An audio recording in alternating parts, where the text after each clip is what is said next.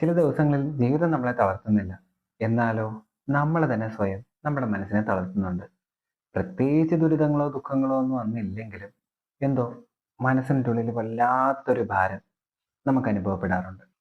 ഇന്ന് നമ്മൾ അത്തരം ദിവസങ്ങളെ കുറിച്ചാണ് ചർച്ച ചെയ്യാൻ പോകുന്നത്. ജീവിതം അത്രയും മോശമായിരുന്നെങ്കിൽ നമ്മൾ ഇത് ഇവിടെ ഇരുന്ന് കേൾക്കില്ലായിരുന്നു. നിങ്ങൾ ശ്രദ്ധിച്ചിട്ടുണ്ടോ?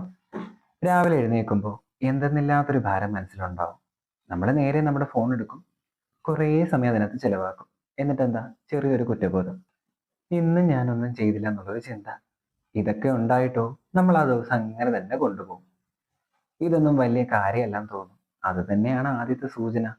നമ്മൾ ദിവസം ആരോടൊക്കെയോ ശരിയാണ്, എന്ത് ചോദിച്ചാലും ഓക്കെ ആണെന്നുള്ള മറുപടികളൊക്കെ പറഞ്ഞ് വീട്ടിലേക്ക് വരുന്നു. എന്നിട്ട് ഒറ്റയ്ക്ക് ഇരിക്കുമ്പോൾ ഓർക്കുന്നു, ഇതായിരുന്നില്ല അവന് കൊടുക്കേണ്ട മറുപടി. എന്നിട്ടോ അതൊരു സാധാരണമായ കാര്യം കണ്ട് ആ കാര്യത്തെ നമ്മൾ ഒഴിവാക്കുന്നു. എന്തുകൊണ്ടാ? അത് ചിന്തിക്കാൻ പോലുള്ളൊരു എനർജി നമ്മുടെ ഉള്ളിലില്ല. ഇത് തന്നെയാണ് പ്രധാന പ്രശ്നം. ഒരിക്കലും ജീവിതം നമ്മളെ തളർത്തിയിട്ടില്ല. നമ്മുടെ തന്നെ മനസ്സും നമ്മുടെ ചിന്തകളും നമ്മുടെ ജീവിത രീതിയും തന്നെയാണ് നമ്മളെ തകർത്തിട്ടുള്ളത്. നമ്മൾ പലപ്പോഴും ഒരു കാര്യം ശ്രദ്ധിക്കാതെ പോകുന്നില്ലേ?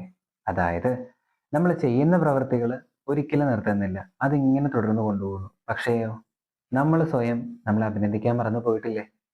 ചെറിയ കാര്യങ്ങൾ പോലും ഒന്നുമില്ലാതെ നമ്മൾ തള്ളിക്കളയും. എന്നിട്ട് പിന്നീട് നമ്മുടെ മനസ്സിനോട് ചോദിക്കും, എന്തുകൊണ്ടാണ് എനിക്ക് ഇത്രയും കഷ്ടപ്പെടേണ്ടി വരുന്നതെന്ന്. ജീവിതം ഒരിക്കലും നമുക്ക് എല്ലാം കൂടെ ഒരുമിച്ച് നൽകില്ല.